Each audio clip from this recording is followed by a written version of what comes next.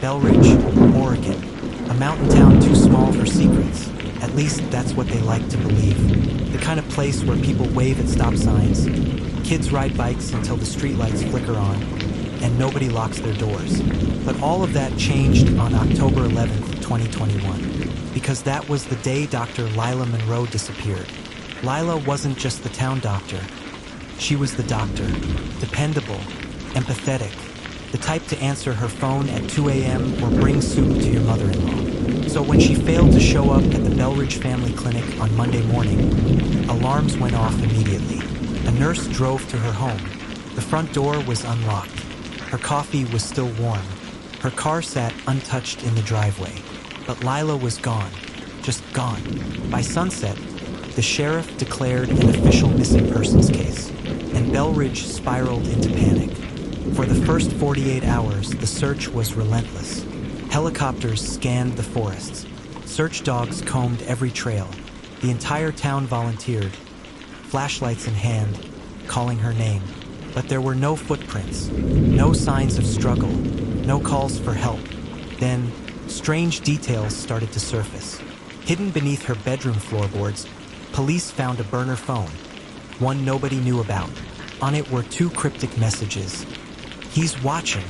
Midnight at the chapel." The public's perception of Lila began to shift. She wasn't just the town doctor anymore. She was a woman with secrets. Bank records revealed Lila had been making monthly payments, thousands of dollars, to a woman in San Diego. The memo on each transaction simply read, "Room 213. That woman was Maya Ortega, Lila's half-sister. Born from a secret affair her father had kept hidden his entire life. Turns out, Maya had come to Bellridge weeks before Lila vanished. Quietly, she had been staying in an abandoned chapel outside town. And when investigators searched the chapel, they found blood. Lila's blood. The case focused on two suspects. Tyler Vance, a former patient of Lila's, a troubled veteran with a history of violence and addiction. He said she saved him, but couldn't explain where he'd been the night she disappeared. And Maya Ortega, the half-sister with a connection too eerie to ignore. She claimed she hadn't seen Lila in years, claimed she never asked for money. But why was Lila sending it anyway? And why room 213? The town was split. Everyone had a theory.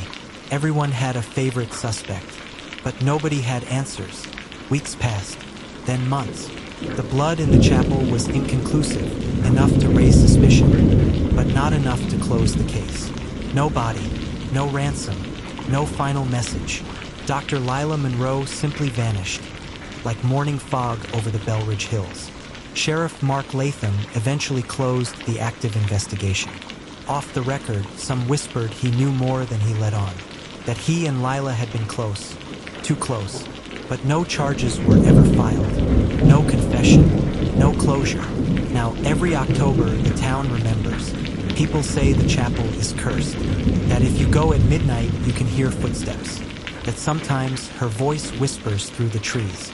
Lila's house still stands, untouched, abandoned, like she might return any moment.